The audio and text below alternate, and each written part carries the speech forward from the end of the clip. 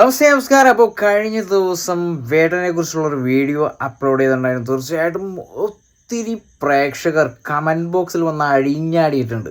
തീർച്ചയായിട്ടും നമ്മൾ പറഞ്ഞ വീഡിയോ എന്താണ് അപ്ലോഡ് ചെയ്തതെന്ന് വെച്ചാൽ, വേടൻ നല്ലൊരു റാപ്പറായിരുന്നു, പക്ഷേ ഇപ്പോൾ സമൂഹം റേപ്പറാക്കി മാറ്റിയിരിക്കുന്നു. എന്താണ് അതിനുള്ള കാരണം എന്ന് ചോദിച്ചപ്പോൾ ഒരു പ്രേക്ഷകൻ പറഞ്ഞതിൻ്റെ അടിയിലായിട്ട് ഒത്തിരി നല്ല കമൻറ്റും മോശവത്തായ കമൻസും വന്നിട്ടുണ്ട്. ആ കമൻറ്റുകൾ നമുക്കൊന്ന് വായിച്ചു നോക്കാം. അപ്പോൾ ഒരു പ്രേക്ഷകൻ ഹൃദയത്തിൽ നിന്നും എഴുതിയൊരു പക്കാ കമൻറ്റ് നമുക്കൊന്ന് വായിച്ചു നോക്കാം.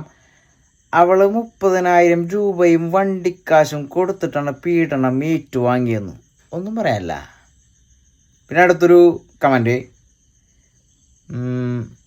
ഇവൾക്ക് നല്ല പ്രതിഫലം കിട്ടി, അവളുടെ സമ്മതത്തോടെ കൂടി ബലാത്സംഗം കൊള്ളാം, ആ കളിയെ നല്ലതുപോലെ ഒന്ന് ചോദ്യം ചെയ്താൽ പറയും. അടുത്തൊരു കമൻറ്റ് നമുക്ക് വായിച്ചു നോക്കാട്ടാ. ശരിയല്ലേ?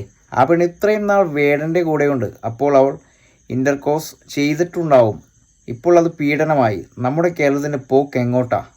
അതൊരു ക്വസ്റ്റ്യൻ ആയി പോയിട്ടാ. സത്യത്തിലെ വേടനത് എത്രാമത്തെ ആളാണ് പരാതി കൊടുക്കുന്നത്? പീഡിപ്പിച്ചു എന്ന്. ഇതൊക്കെ സത്യമായിരിക്കുമോ? നമുക്ക് ബാക്കിയുള്ള കമൻസും കൂടി വായിച്ചു നോക്കിയാല. വേടൻ നിരപരാധി, തല്ലിപ്പൊളിപ്പെണ്ണ്, അതവിടെ കിടക്കട്ടെ, അടുത്ത് നോക്കാം. എന്ത് ആരോപണം ഉന്നയിച്ചാലും അത് പൊതുജനം വിശ്വസിക്കുന്ന രീതിയിലാവണം. അത് പക്കാ ഒരു കമന്റാണ്, എനിക്ക് ഇഷ്ടപ്പെട്ടത്. തനി ഫ്രോഡ് ആയിരിക്കുമോ? അടുത്തത്, അവൾ ലോക ഉടായിപ്പായിരിക്കുമോ? വേടനെ സപ്പോർട്ട് ചെയ്യണം ഒരാൾ.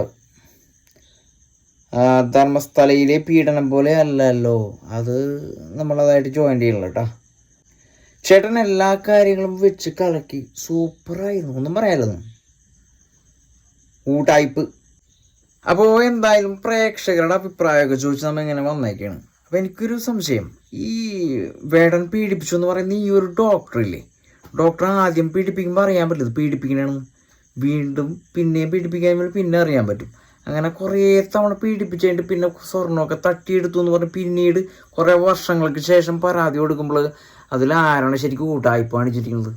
ശരിക്കൊരു വിശ്വാസ വഞ്ചനയായിരിക്കും, അത് പറ്റിക്കലായിരിക്കുമോ? അതെന്നുണ്ടെങ്കിൽ ഇപ്പോൾ വേടൻ്റെ ഒരു സിറ്റുവേഷൻ, അല്ലെങ്കിൽ വേടൻ്റെ ഇപ്പോഴത്തെ പ്ലാറ്റ്ഫോം, അല്ലെങ്കിൽ വേടൻ്റെ ഇപ്പോഴത്തെ പെർഫോമൻസ് അനുസരിച്ച് കോടികളോ ലക്ഷങ്ങളൊക്കെയാണ് ആൾ വാരിക്കൂട്ടുന്നത്. കാരണം ഒരു സ്റ്റാർ പദവിയിൽ തന്നെ നിൽക്കണം നമുക്ക് പറയാം.